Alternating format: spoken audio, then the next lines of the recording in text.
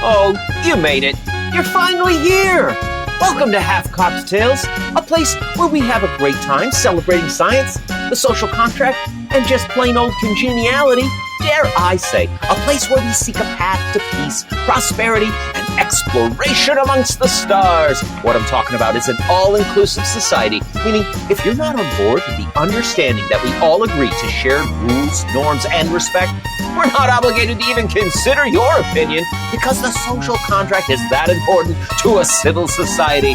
I am your friend and host, Dan the Worshipin' Dionysus Man, sipping on science today. I'd like to welcome any new listeners joining us. We're here having a good time. We hope you do too. Stay tuned until the end of the show. We're going to be talking about a new 4th of July tradition that will leave you flabbergasted. As always, I am joined by some fine and fascinating guests in the lounge today. Amber, my sister who loves the woo-woo and thinks she's always right too. How did your week go this week, Amber? Went rather well. Glad to hear that. Glad to hear that. Got a new car. So, helping that economy along. If you're not spending, you're a bad person. That's just America. Well, hey, then I am the best person ever. I'm such a good citizen. We're also joined today by the wondrous, lovely, inimitable Jamie Lynn, a druidess who's just so damn good at this. How are you doing today, Jamie Lynn?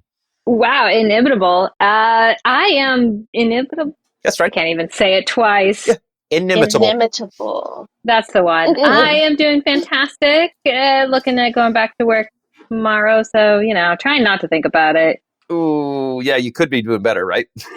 Yeah, let's not think about it. That's why I'm here, to not think about it. Enjoy those last few hours. Fortunately, we have got a really fun and informative show for everyone today, brought to us by Chef Girl RD, pasta products without the penis. Yeah, I'm not a big fan of penis in my pasta. Nobody is. I just couldn't get behind that. Today, we're going to be taking a quick look back at the Roswell incident of July 8th, 1947. Very famous incident. I've been to Roswell. Right? Hey, we've been to Area 51, and they are linked. Indeed. We'll get to that later when we hit the time machine. We got some hot science news. NASA is paying SpaceX to destroy the International Space Station. We'll talk about that later. Of course and they are. some new Trilobite fossils they're calling Pompeii fossils. We're going to talk about those later, too. We've got some bullshit and snake oil involving chicken soup for the soul. Everybody's favorite books. We're going to play a rousing rendition of fact-checking time involving elephants, cicadas, and China. Whoa. And, of course, we're going to wrap things up with a feel-good story about the Pacific Bluefin Tuna. We encourage everyone to reach out to us at either halfcocktails@gmail.com, or maybe you want to send us a text message or a voice message, 443-499-8253. You can even just go drop a comment over on TikTok, on Facebook, or Instagram, any of the social medias that you use that we're probably on. And but for now, everybody ready to start this shindig and head over to the time machine? Let's jump in. Let's go. All right, let's do it. Nothing would be better than a look at days of yester in a time machine. All right, welcome to the time machine, where we don't just talk about history, we relive it, trying to learn lessons from the past to apply to the here and now, because history doesn't always repeat, but it usually rhymes. Now buckle up, set your dials as we journey through the ages, exploring the stories, people, and events that shaped our world, from ancient civilizations to modern milestones. Get ready for a ride through time like no other. I'm your host, Dan the Worshipin' Dionysus Man, sipping on science today, joined by my sister, Amber, who loves the woo-woo and thinks she's always right, too. Amber, are you ready to talk about Roswell today? Let's do it. I am good for Fantastic. civilians. We also, with us today is Jamie Lynn, the druidess, who's just so damn good at this. Jamie Lynn, love of my life, how are you doing? Love of my life. Also, I am looking forward to it. I love me some good alien talk, though I tend to be a skeptic. That's right. That's right. We're talking today about the Roswell incident. July 8th, 1947. The Roswell Army Airfield issued a press release stating that they had recovered a flying disc. Whoa. This flying disc was recovered on W.W. Mac Brazel's property near Roswell, New Mexico. The debris included metallic sticks, foil-like material, and other unidentifiable components. He reported, Brazel reported his findings to local authorities, which led to the military involvement. Now, their initial announcement was, we found a flying disc. Okay. So, of course, the media got very excited.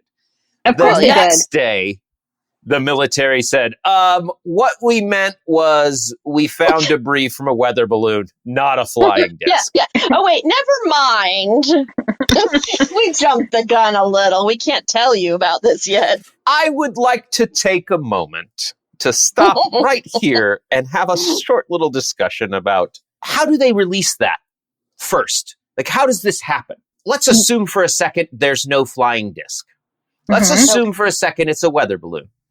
How do we go from we found debris of a weather balloon to, hey, this is the military chain of command, so people don't often go completely against what they're told.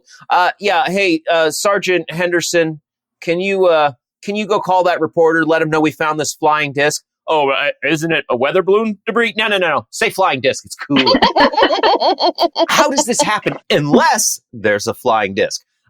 People at home and listening, the caveat here is Dan very much wants to believe. I'm a natural skeptic. He does. At heart. I really am a skeptic at heart. But with these kinds of things, I want to believe. So that skepticism just falls away. I don't know where it goes. It just shuts off. I think we all want to believe. We all have to fight against. We all want totally to believe. We all. I don't we just all do. want to. I do. Yeah. And I think to answer your question, how do we go from I think we found a downed weather balloon to flying disc and military stepping in? It's because military was covering up. They're the one who put out the initial press release. Which part of the military and who? Because there's a lot of right. I mean, we've all watched X-Files. The Roswell Army Airfield. They were not privy to the whole escapade. They're the ones that got sent out. Sure they did. But here's what I think. I think it was some underling who put it out there, and then his supervisor was like, "You dipshit, we can't say that. Whoa. You're going to start something." And so then they had to dial it back. Major Jesse Marcel was an intelligence officer at the Roswell Army Airfield, the RAAF. Excuse me. He was one of the first military personnel to examine the debris. Okay. In interviews years later, he openly stated, hey, by the way, I handled material not from a weather balloon. It was unlike anything I'd seen before. He says, thin foil-like material that could not be dented or burned. It was highly resilient. His son also claimed his father showed him some of the debris when he was a kid.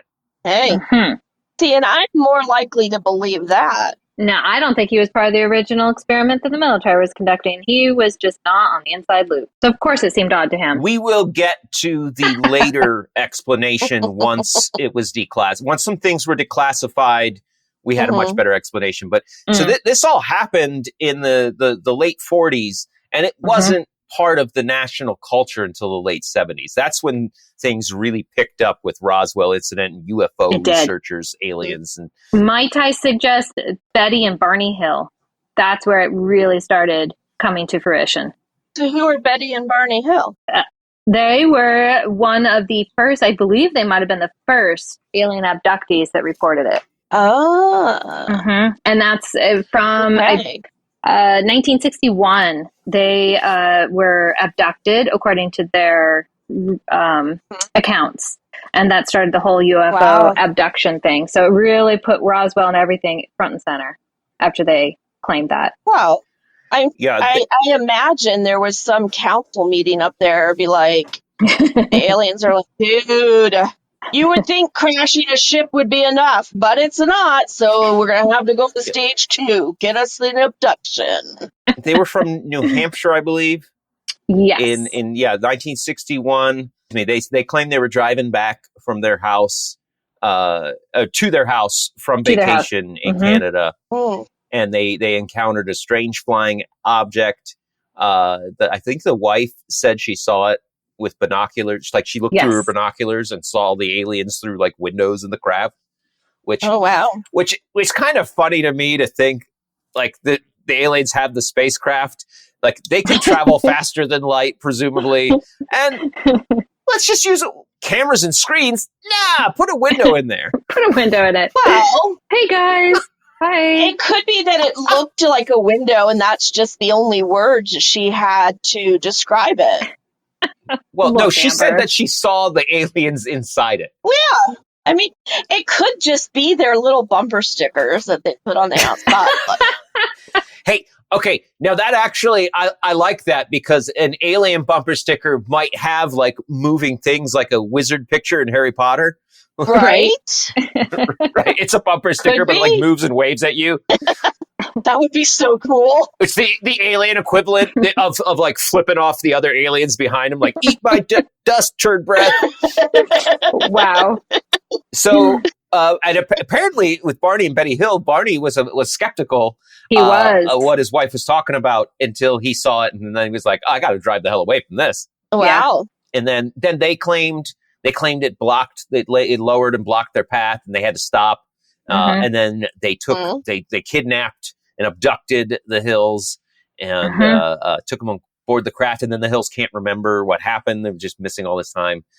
Missing time. And then Betty started dreaming about it and heard the abduction, and she started an abduction journal. Really credible stuff. I woke up and I wrote down my dream, so it must be true. Therefore, it's true. Sometimes they are. I think they went through hypnosis too. They did. They went through hypnosis, which is hypnosis also memories, very credible. Scientific. They are not. They are not. By the way, hypnosis memories are not scientifically credible. Not. Yeah, no. Hypnotized recovered memories, definitely not. Totally suggestive. The surest form of evidence. Yeah, as much as I love that X-Files episode where Mulder fights for the hypnosis memories being true, it's usually suggested. Right. It's suggested by the person doing the hypnosis. Anyway, so they did the Hills, and of course, I think they wrote a book about it. They did. There was a 1975 TV movie, The UFO Incident, about their experience, and that was the big shift of everybody paying attention, and their attention went to this Roswell incident because the press release happened. There are a couple other people made later in life additions to this. There was a Lieutenant Colonel Philip J. Corso.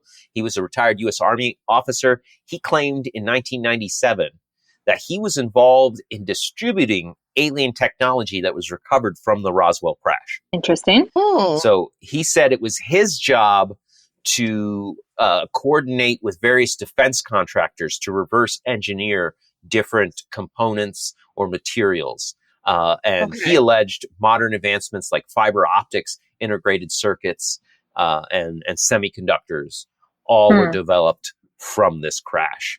And the Army didn't want any one company getting all the glory and money, so they were like spreading it out. Oh, but the government did get all the credit? They didn't want the credit. Another guy named Walter Haut, he was public information officer at the Roswell Army Airfield in 1947. He was the guy responsible for issuing that initial press release. He's the one who said flying disc. And in a 2002 affidavit, he said he not only saw the debris, but also an alien body. He claimed there was actually a second site where a larger, more intact craft and alien bodies were found. His affidavit, which he authorized to be released only after his death, straight up calls out a deliberate cover-up by the military. Well, I would believe that they deliberately covered it up. I think that's why it's believable to me that there was an actual craft, because the idea of our government covering something up is extremely plausible. We know they do that. Tuskegee Airmen. We know we know what they do. Right? It's been done many times. So we're right to be skeptical. Okay, let's examine Walter Haut for a second. If he's lying in 2002 in this affidavit released after his death, let's assume he's lying and it was a weather balloon, or as we'll find out later, maybe a secret government program. Why? Right. What's his motivation here? Right. I understand questioning the motivations of, like, say, Lieutenant Colonel Corso, who wrote a book, right? He wrote and published a book, and I don't know if he got super rich off of it. He probably made some money on the book. I get how somebody could say, okay, no, they made that up for the book and the interviews, the magazine articles, the attention. Absolutely. But why would this guy be like, okay, don't release this until after I die? And and they open it and they're like, oh, wow. The guy who wrote the press release is like, this is, it happened. It happened. It was even bigger than you think it was. Right. I saw it. I am an eyewitness. Okay. What's his credentials? Wait, I have some questions. Okay. Public information officer at Roswell Army Airfield. Public information. Okay. So we're talking military here. They don't disclose things. And sure, this guy saw something. I don't doubt that for a hot minute. But the government is always up to something nefarious. Always. And they are not about ready to divulge any of that. And then he could have lost his job had he divulged it earlier. Any of that information could have been his death warrant. So, of course, he's not going to release it until after his death. But to me, that just gives even more credibility to his story. But it doesn't mean it's alien. Okay. Are you saying it's like the right hand doesn't know what the left is doing? That's my feeling on it, is that the government was up to all sorts of things. They're not going to tell these little guys what's going on. They're just the, what'd you call him? The public affairs guy? Public information officer. Yeah, but the they're not going to tell him. Information officer, is he going to have access to information other than what he's given? Like they're still going to control what gets out there by controlling what the public access officer or whatever his title is receives to share. And he's saying he saw it himself. So we'd have to assume he's got access to the base that they took it all to. That's Roswell Army Airfield before it went to Area 51. That does change it a little bit if he says that he saw it himself with his own eyes. That was what was in that affidavit after he died. I'm credulous because the government's always doing things. They're always in a race against Russia, against China, against somebody to get things. They're not going to tell everybody what they're up to.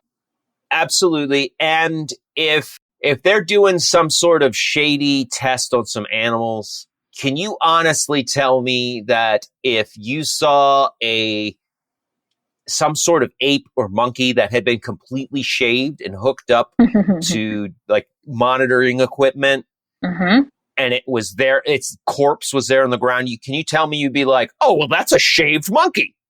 Or would you think, what kind of weird alien is that? That's exactly my point. Yes. Because if they were up to something nefarious, then that you are going to put, because at that time we had crazy sci-fi movies that worked on lines, and I don't even know how to explain it, but it just seems to me that we were young. We didn't know what we were talking about. There's a bunch of people that don't know what they're looking at. And the government is like, well, we got to get ahead of Russia. Let's put some shaved monkeys in an aircraft. Let's keep in mind that the Soviet Union actually sent a dog into space in 1957. He might have been shaved too. Using animals to stand in for us is a known thing governments were doing in the space program. Okay, and who would have been familiar with that? So my question is, how many people were there with the Roswell incident that individually said that they saw it? Like, what's our total here? Because you can fool a couple of people. There are 5 people who have publicly come out about this. I've got 2 more to mention. Are they linked with each other, those 5? The first was an intelligence officer at Roswell Army Airfield, Major Jesse Marcel. Okay. The second was a retired U.S. Army officer, Lieutenant Colonel Corso. The third was public information officer at the Roswell Army Airfield. The fifth, as I'm about to tell you, Glenn Dennis, a mortician in Roswell, who at the time of the incident, he said he got inquiries from the airfield about small, hermetically sealed caskets and requests for information on how to preserve bodies exposed to the elements. He also claimed to have spoken with a nurse who told him about an autopsy of alien bodies. However, the nurse's identity was never verified, and Dennis's claims have always been met with skepticism. But he was a mortician in Roswell. There's enough people, both in the military and out of the military, that are claiming to have seen these things. And there's one more. There's more weight. But wait, there's more. Yeah. But wait, there's more. General Arthur Exon, high-ranking Air Force officer, who was not directly involved with Roswell, but he later did talk about it, saying that the material recovered at Roswell was highly unusual and that there was a cover-up. He implied that the debris was related to the advanced technology, and he didn't explicitly say it, but he didn't know where it was from, but he said it was potentially extraterrestrial. But he said he knew the material was real. So he wasn't saying, I know it's aliens, but he was saying, no, these things exist. I don't know where they came from, but they do exist, and that there was a cover-up that he was aware of. General in the Air Force.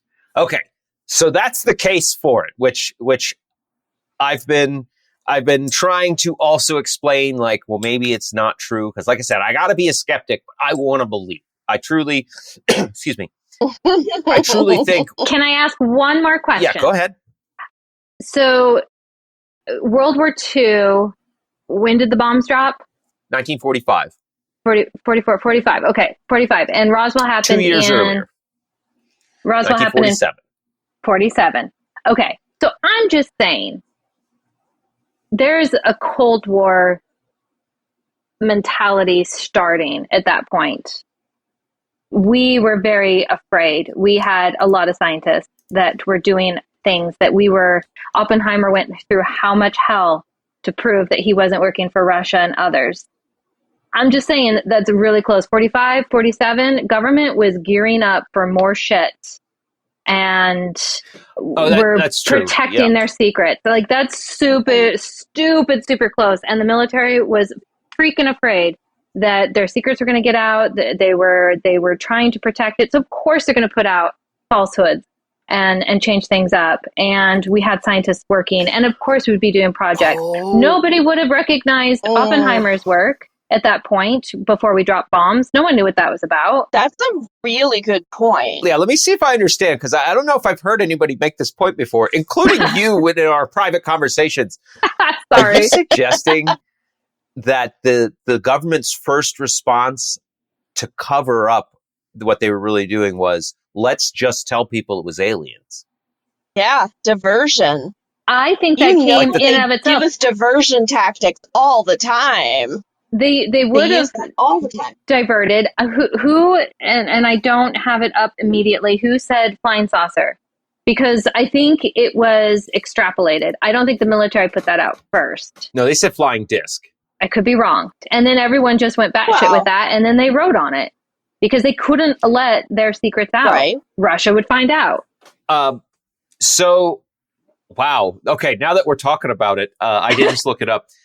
Flying saucer was popularized by Kenneth Arnold, an American aviator and businessman, following his sighting of 9 UFOs on June 24th, 1947. 1 month before Roswell.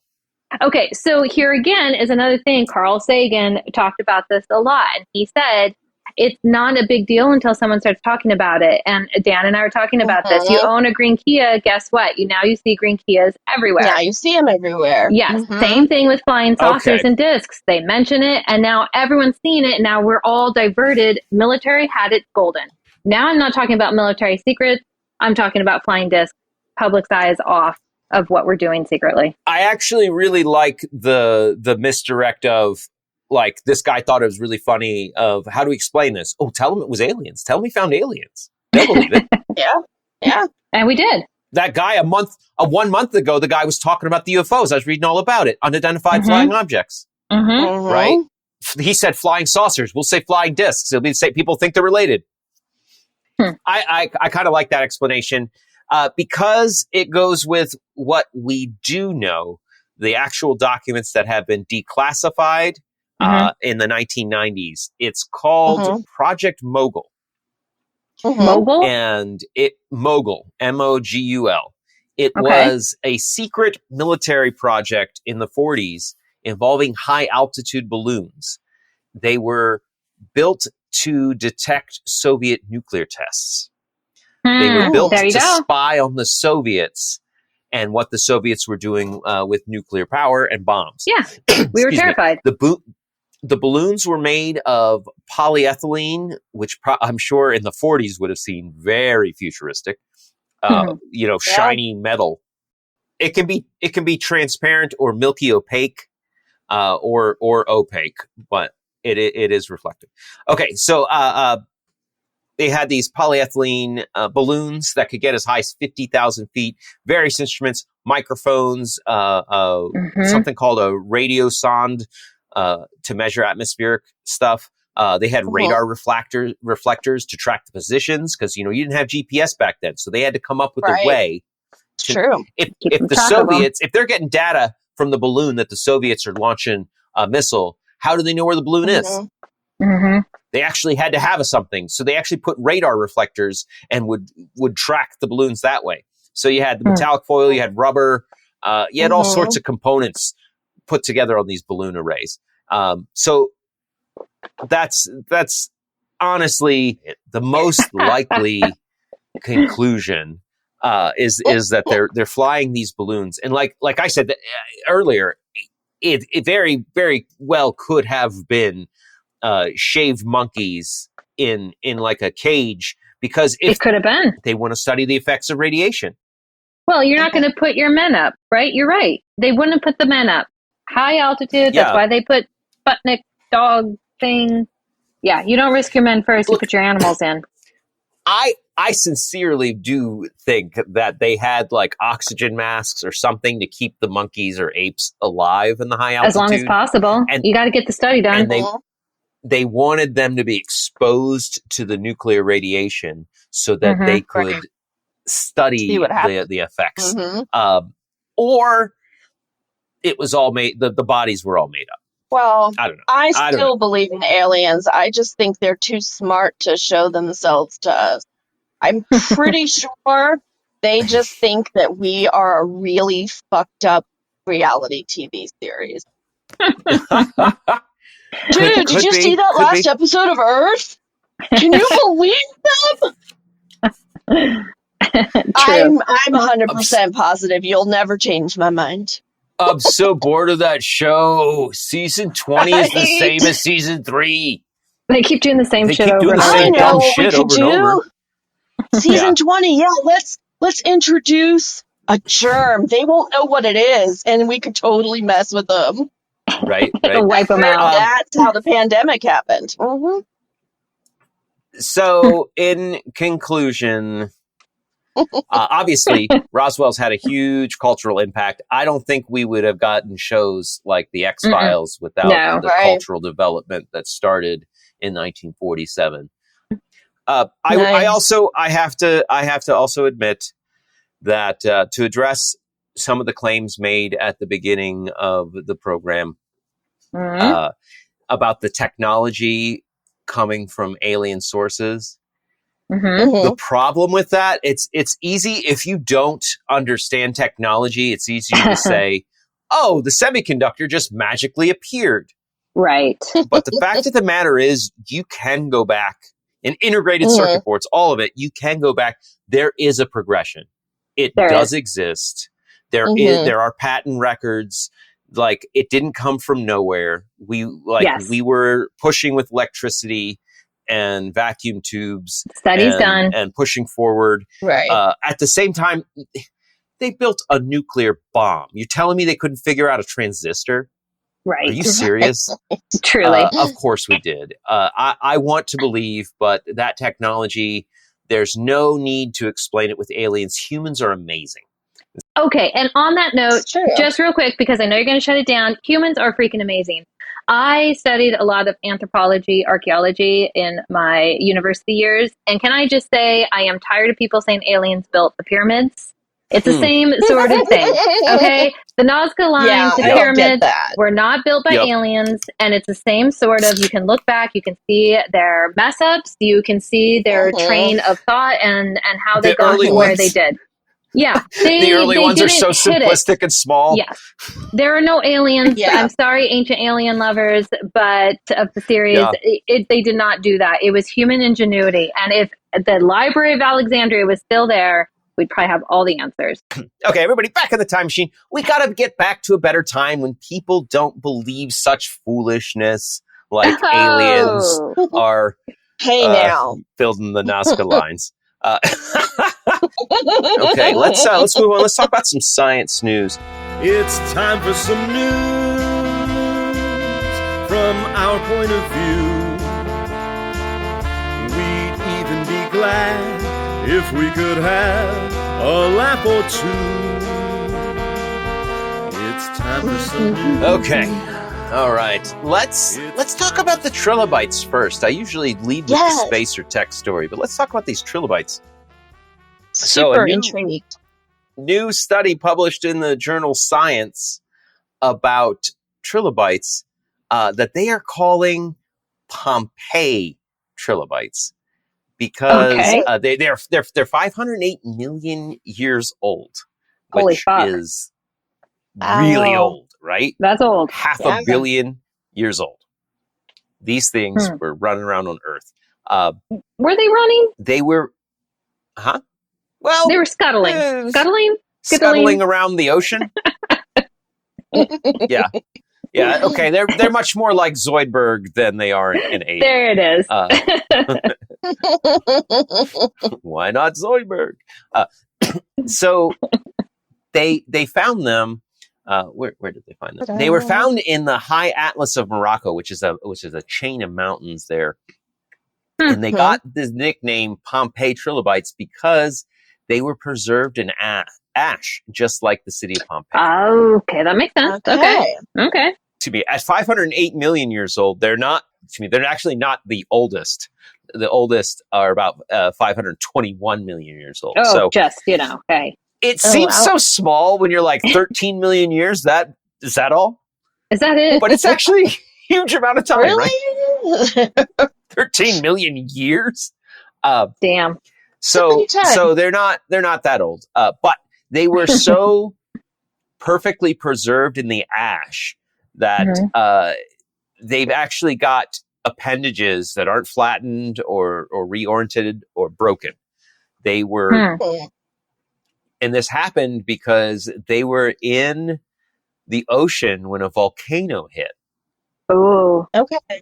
And the temperature ended up being like perfect for flash preservation. Wow. It happened fast enough to preserve them like Pompeii, but it wasn't too hot where it changed, where they were like, and they shriveled a little bit. They didn't melt them.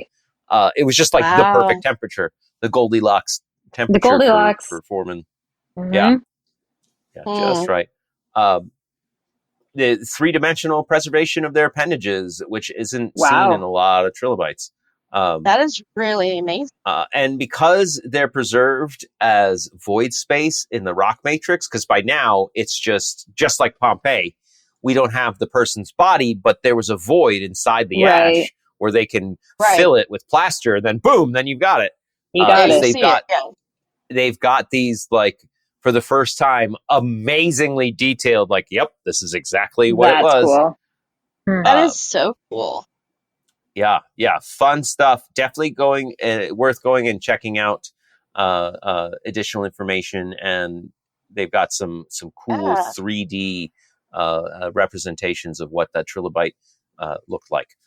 Go check that out. We'll have those links in the episode description. But now we're going to move on, and we're going to talk about NASA contracting. NASA making SpaceX a contract killer. But wait, what? For the International Space Station. They just put a hit out on it. Someone should warn the space station then. Maybe they're listening to our pod. Fortunately, it's going to take about 6 years before this can happen. So they've got time. Got a little time. So what's going to happen is NASA wants to destroy the ISS, and they're going to pay SpaceX $843 million to fly out and push it back into orbit so it crashes. Can we not pay Musk any more money? It's too late. It's too late. God damn it. I will say this, SpaceX has made valuable developments to our concept of what a rocket into the atmosphere and space is going to be. But Musk is a piece of shit, and I'll stand by that. It's his program. It's not Musk. He's just the dickhead with the money. Yeah, exactly. He put the money up for it. The other engineers who we don't know about, they did the hard work. Yeah, they're doing the work. Reusable rockets is huge. Yeah, that's awesome. And I'm going to say this right now. NASA, why you got to push it back into the Earth? Why can't we just push it away? Right? It does sound a little bit risky. Okay, depending on how far away you can push it, it's going to come back, guys. It's gravity. It's going to come back. So you have to push it way far away. It's going to come back. Wait. I know what they're up to. Okay. It is another distraction tactic from what's really going on in this country. It's aliens. Sadly, you might be more right than we know. Right? What are they trying to distract us from? If you never hear from us again, you know we got it right. You know what happened, right? Strangely, the podcast and radio show was canceled. So they're not doing this just because Russia sucks, which, would be a good enough reason. The ISS has 5 countries involved: U.S., Japan, Russia, Canada, and the EU. And they've done 3,300, more than that, scientific experiments in close orbit above Earth. But it's really shown its age. It got launched in 1998. Okay, wow. So we're talking. It was 26 years. Yeah, there's been some advancements. Oh, I feel old now. I'm like 1998. I remember that year. I had a job in 1998. But so there's lots of technical faults, and we know we've been hearing news of leaks, a lot of issues for the crew. Yeah, isn't there a bunch of people stranded on the space station right now? Do I have my wires crossed? I feel like they've been stranded up there. They couldn't bring them back. Ended up there. NASA assures that Boeing Starliner astronauts are not. No, it's Boeing. It's Boeing related. Dan, it's Boeing related. Boeing. Yeah. NASA, 20 hours ago. Starliner. Oh, wow. Very the star. So, yeah. I was going to say, I know I saw something. It's an indefinite delay in their return to Earth. The Boeing Starliner crew stuck at the International Space Station due to mechanical issues with their spacecraft are not stranded in space. There's helium leaks and thruster issues, supposedly. Okay. All right. Sue Williams and Butch Wilmore. Well, thank you, ladies, for bringing some science news to me this week. There you go. Hey, huzzah. It's a joint effort. Yeah. So, wow. So in order, not only are Boeing astronauts stranded, which NASA denies. Of course they do. Look, it's a weather balloon. We're waiting on a weather balloon. Huzzah. That's awesome. Huzzah. So not only is the thing starting to fall apart because it's so old and dated, the contracts between those countries, U.S., Japan, Russia, Canada, and EU, are ending in 2030. Right. Yeah. Yeah, it's going to shit. Yeah. So something needs to be done. On top of that, there's also a growing problem of space junk, orbital debris from satellites that aren't working anymore, and they're just whipping around the Earth at high speeds. Falling down. Yeah, and I think that's what hit the Boeing Starliner, maybe? Space debris? Maybe, yeah. I mean, it does sound like it would be a very dangerous thing to have space debris. Flying willy-nilly all over the place. Is that what happened? Awesome. I didn't read that bit. Yeah. Space debris. Yeah, I guess they had to take shelter in the docked capsule. Hundreds of pieces of debris from a shattered Russian satellite. Go figure. Yeah. This is why I'm never going into space. Just saying. You say that now, but it's our only option going forward. No, I'm good. I'll keep my feet on the earth. So I'll watch all of you go. Okay. I'll wave goodbye. this won't even be the first space station that they've pushed back to Earth, by the way.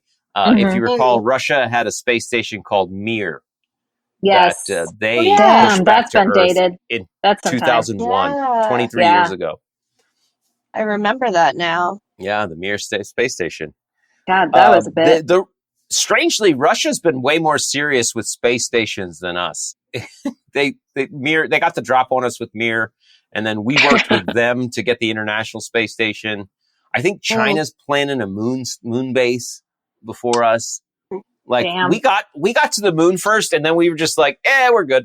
We did it. But we're also it's planning... such an American thing to do. It's an American thing. We're also planning heavily on going to Mars. I don't know if you all have seen those Mars plans where they're building the Mars bases here and putting people in it so that we can put it on Mars and practice. Practicing here. Wow. Yeah, it's intense stuff. Yeah, no, I have no desire to go to Mars either. All right. Let's talk about today's bullshit and snake oil. Let's dive in there. Oh, snake oil on sale for me. Nothing but snake oil, and it ain't free. All right. This actually came to my attention from a Reddit thread about Redbox. We all know Redbox, right? Fucking Redbox. I do know of it. I am surprised it's still around. Me too. Well, it's not really anymore. We'll get there. There's For a still second, one in Walmart. Let's tell everybody what a Redbox is in case they don't know. It is a video rental service, DVD rental, right? Disc rental. You could rent Xbox games there too. And they were at every freaking gas station all around the country. Thousands and thousands of these things, right? They were part of what did Blockbuster in. Right. Netflix sent them in the mail. Redbox provided them at your local convenience store. Very successful company. And they were purchased by a company called Chicken Soup for the Soul Entertainment. I thought those books had died out so long ago, honestly. That happened in 2022, 2 years ago.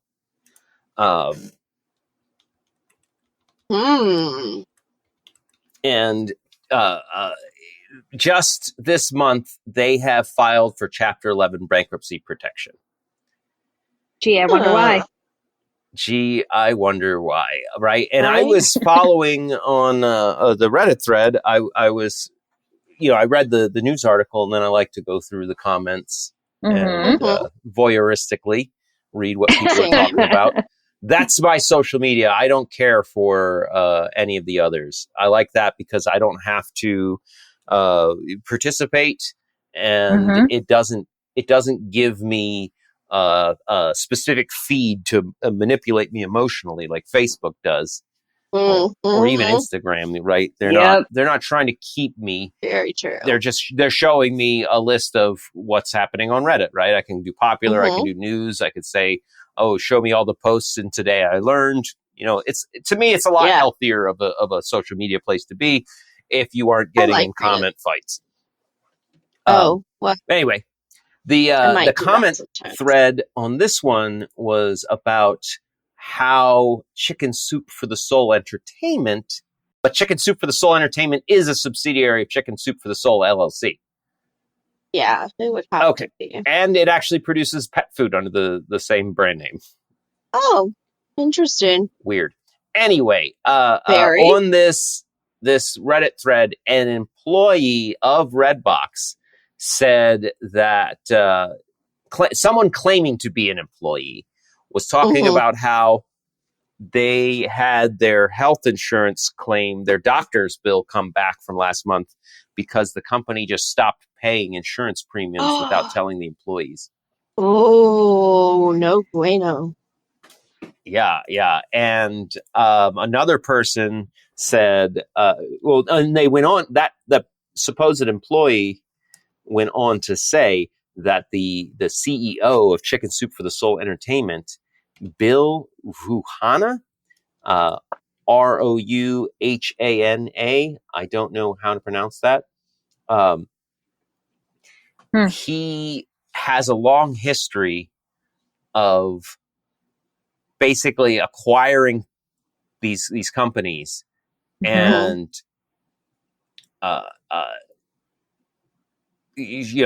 chopping them up and basically draining them. And that's what the funnybusiness.substack.com story is all about. It's from a few years ago, about how he uses a web of private companies to siphon the funds from the acquisition things, funds and assets. Something that's working. Yeah.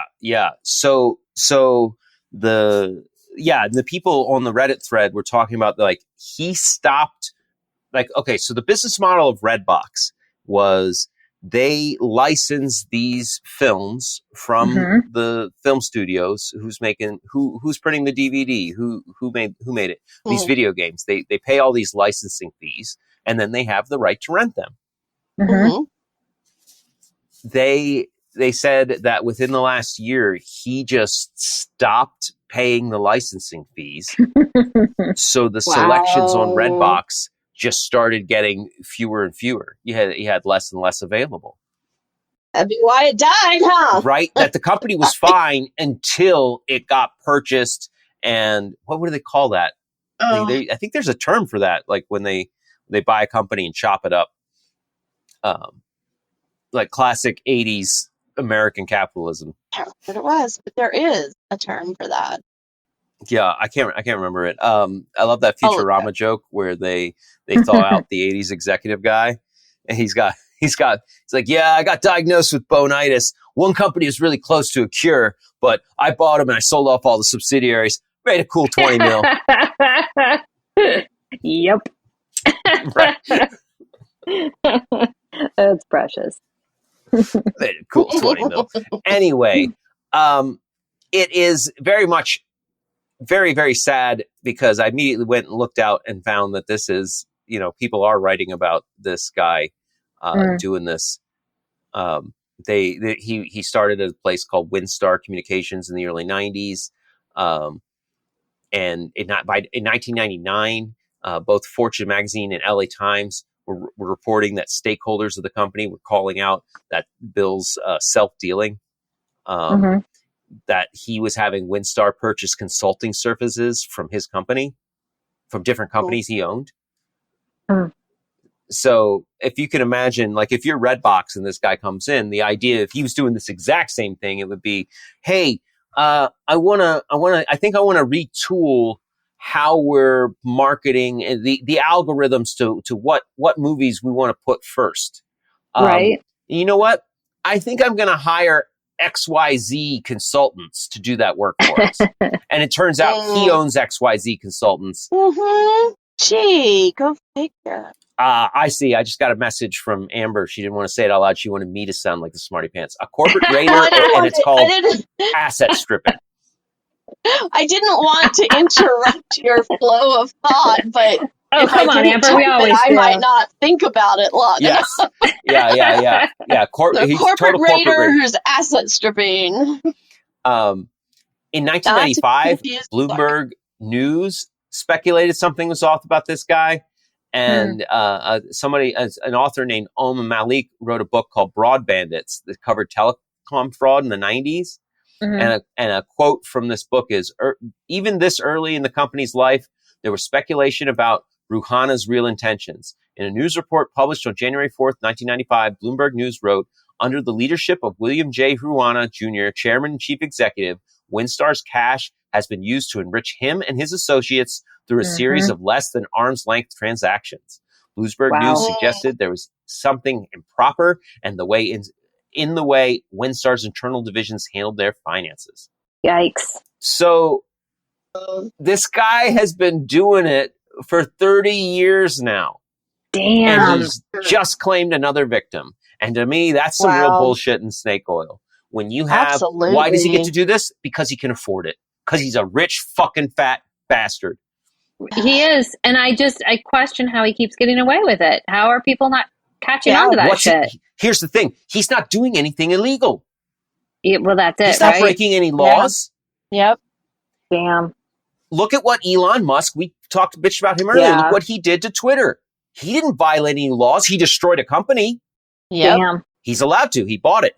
He's in charge. Yep. Yeah. Well, he could literally say tomorrow, Twitter is pivoting to being ice cream trucks for inner cities. Right. We will no longer have a web presence. You try and log in tomorrow, it's going to say, sorry, we didn't pay for the web domain anymore. Yeah, they can. Yeah. Their company. It doesn't matter how many people work there, how many people have health insurance that they now can't go to the doctor. They didn't even tell them they stopped. Damn. That's the most disturbing part of this is not that they're taking apart companies. That happens all the time. But that they're fucking over people who are sick. Like, it's not even just fucking over people. He's taking people that are ill and need medical care and fucking them over. Yeah. And on top of that, what really makes me sick is we've been in situations where companies like AGI are too big to fail, so the government steps in to save them because of all of the reasons we just listed. People have jobs. People need their health care. It's going to be disruptive to the economy. But when someone's just rich enough to step in and buy it, they can do it. They can disrupt all those jobs all they want. Yep. And that's what this bastard's doing. And we all need to be talking about that more because it's not. Let's move on. Let's play a little game. Let's wash ourselves out of all this negativity. Let's play some fact-checking time. Here we go. What do you know? It's fact-checking time. Will you believe or be deceived? It's fact-checking time. Cross my heart and hope to die. Stick a needle in my eye. Here's the quiz that all the kids call fact-checking time. Hello, everybody. Welcome to Fact Checkin' Time, the news show quiz that tests your ability to tell the difference between a news story and something the media has actually deemed worthy. Oh shit, you know what? I forgot to do the outro to all that. Thanks for joining us on this journey today. We hope you had a good time. Maybe you learned a thing or two. I know I did. I learned how angry modern capitalism makes me. We encourage you to reach out to us at halfcocktails@gmail.com, or maybe you want to text us a message or give us a voice message at 443-499-8253, or maybe you could drop us a comment on TikTok, Facebook, or Instagram. If you're in a giving mood, you can find us over on Patreon or visit the halfcocktails.com/shop. That's halfcocktails, COCKEDTALES.com/shop. We're also, we have deeper dives over on that website. And as well as all sorts of fun stuff. Go check it out. Until next time, keep your mind set to science. All right, let's play some fact-checking time. Do it. Okay. Hello, everyone. Welcome to Fact Checkin' Time, the new show quiz that tests your ability to tell the difference between a news story and something the media has actually deemed worthy of a true fact check. We are here in the Half Cocktails Lounge with some amazing guests today. Joining me is Jamie Lynn, the Druidess, who's just so good at this. Jamie Lynn, you are in the hot seat. Are you ready for this? Damn it. I want to say yes, but I feel like I need to do some warm-ups. All right. And joining her for moral support is my lovely sister, Amber, who loves the woo-woo and thinks she's always right, too. How are you doing today, Amber? I am relieved that I am not in the hot seat. Oh, but I'm going to be throwing out the friend line, the emergency line, yeah. Phone a friend. I'll do my best. Jamie Lynn, you're playing for Poncho Cat, the co-host of Half Cocktails News Shorts. And whether you win or lose is going to decide if we give him wet or dry food for dinner. And no pressure, but last week I lost it for him. Yeah, that would be why he's been so cranky these last few days. That explains a lot. Yep, I'm sorry. Damn it, Amber. Okay, pressure's on. Let's go, Dan. Let's go. I'm going to present to you a series of events and stories that were in the news or on social media in some way, but or on the internet. But only one of them was fact-checked by a media outlet. Could be a news article, could be a social media post, could be an interview quote, but it could be a piece of trivia, but only some of them are fact-checked.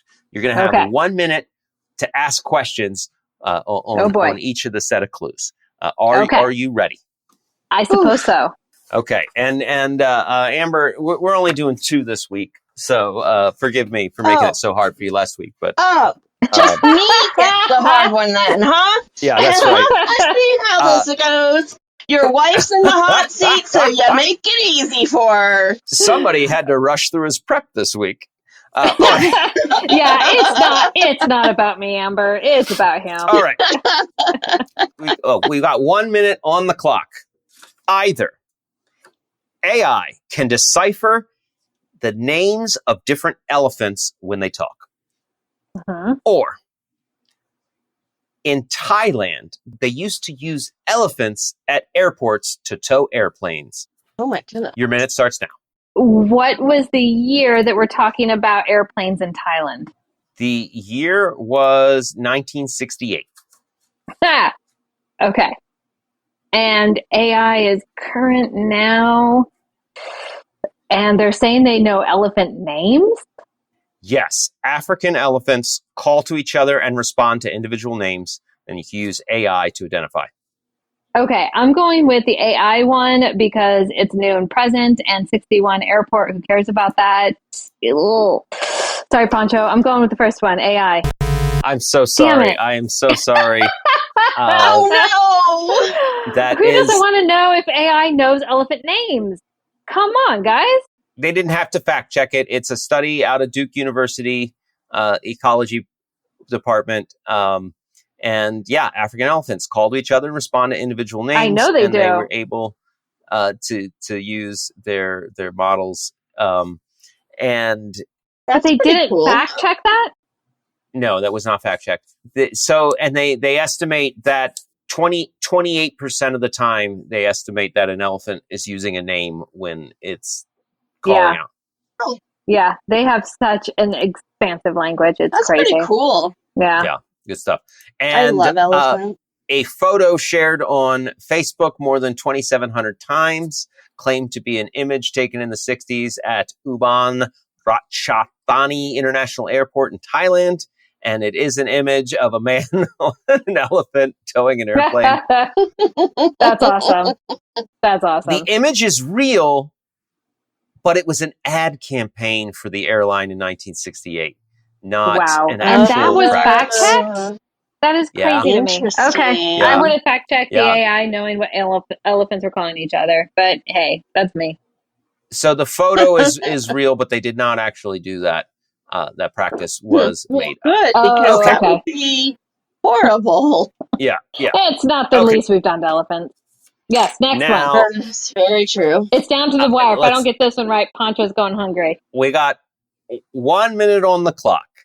Okay. Either cicadas urinate at a rate of 10 feet per second. Which or they do. Cicadas make their noises by hitting their abdomens like a drum. I'm going to go the P was fact checked because, I know I was supposed to ask. You've got no questions. I should have questions. But what questions? That's my You accept both facts. I don't know what to ask. Yeah, no, I know for a fact that cicadas pee like the proverbial racehorse, and it's a jet stream. Okay. But would somebody have fact checked that? I did not know that. That is crazy. I read about it, and it's absolutely freaking crazy. And then they make their noise by beating their abdomens. I'm going to say we're going to fact check pee. Sorry, Poncho. I'm more interested in their pee than their abdomen. You are correct. You are correct. Very good. They fact checked. And yes, you are also, you knew that before the game. It's true. They can urinate 10 feet per second. And I'm just saying, I have this weird fascination with cicadas because there's 2 broods that came out this season. So yes, I've been reading. Yeah. People have been trying to feed them to people. It's like this cuisine thing. Yeah. So yeah, cicadas are like this weird fascination with me this season. So there you go. The article about their noises, they've got a membrane on their midsection that they vibrate, and underneath underneath that membrane is a hollow area built like a small drum that acts like an echo chamber. And cool. it just is easy for them to do and really loud and annoying. It is very loud. That's fascinating. It's how you know so they summer might is not here. beat it like a drum, but they play it like a drum. Now, all right. Okay. You are 1 and 1. I got one more. 1 and 1. I can do this. I can do this. This is for all the wet food. Amber, I'm challenging you. Come on. Poncho looks very trepidatious. Okay. Either a Chinese man found and purchased military secrets at a used bookstore. Or wow. A used bookstore in China. China. Okay. There was a secret Chinese biolab found in California. Oh. Okay. I don't know even what questions to ask on this. What's the name of the bookstore that he found the documents at? It was just a neighborhood recycling book station in his neighborhood in And China. how did he know what so he found what in the bookstore? Discarded books that turned out to be confidential military documents. How did he know that's what that was? You probably don't have that answer. The country's Ministry of State Security told the story in a social media post on Thursday, praising him because he called a hotline and reported it. And they came out and were How like, did whoops. he know what he had? Okay, you don't know that. I'm intrigued with the bookstore one. So the other one was, sorry, repeat the second one. That's the time. You're out. Damn it. The second one is a secret bio. Okay, I'll give you one question. A secret biolab, a Chinese secret biolab found in California. Mm-hmm. Okay. So Amber, I'm going to tap you in. Here's my thought. Bookstore, China, cool. I need to know more. But do people question what's in California? Because it's California? And do we have Chinese operatives there? I'm going with the bookstore. What are your thoughts? Well, if it was Florida, I would say we don't have to fact check them at all. But California could go either way. Mm-hmm. Oh God. Let me think. Would we have been more curious about the bookstore or California biolab? I think we're going to be more curious about the biolab. And I can't ask any more questions. Yeah, and I can't. I know. I was like, wait, were the books United States military secrets or Chinese military secrets? That would have been a helpful question. I really want to go to the bookstore, but I'm thinking because it's California, should I go California? That's the fact check because it's us. Okay, I'm gonna go bookstore because the bookstores are cool. I'm going bookstores are cool. I am sorry, that is incorrect. Damn it. Oh no. Oh, poor Poncho. The post reposted from the Ministry of State Security, reposted on at least 2 popular Chinese news websites, was the latest in a series by the powerful state security agency trying to draw in new audiences with dramatic stories. Some have even been told in comic book style.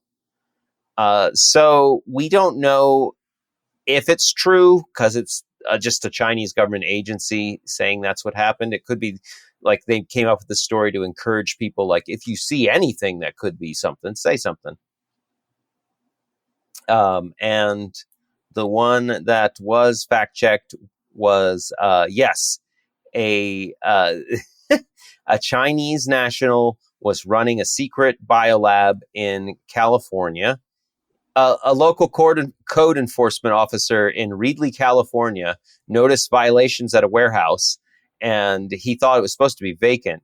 She thought it was supposed to be vacant, and she searched the facility, and she found it was being operated as an unlicensed biolab. They had freezers, vials of fluid, lab mice. Hot damn. Damn. They say that it was owned and run by a Chinese citizen with several different aliases.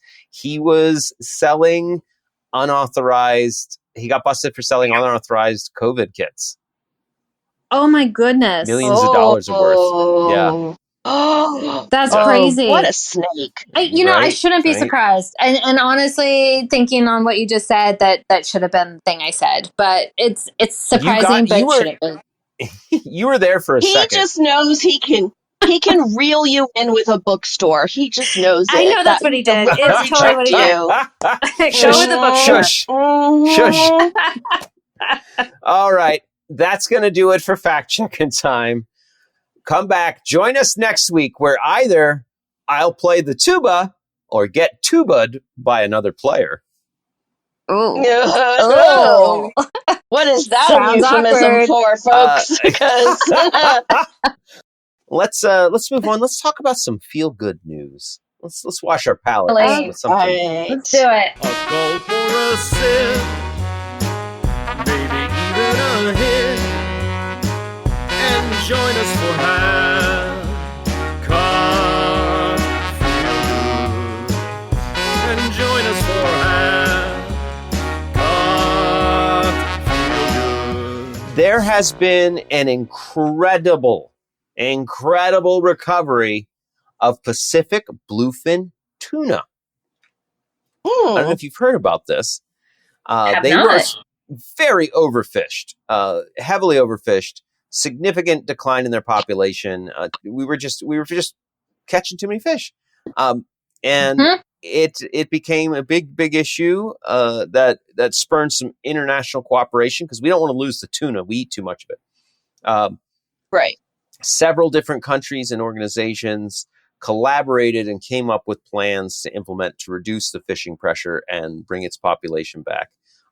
They implemented some strict regulations on how many tuna were allowed to be caught, setting quotas and enforcing sustainable fishing practices. And this took international cooperation because if you have one country that's like, nope, no limits here, we'll buy all you get, it messes the whole thing up, right? Yeah.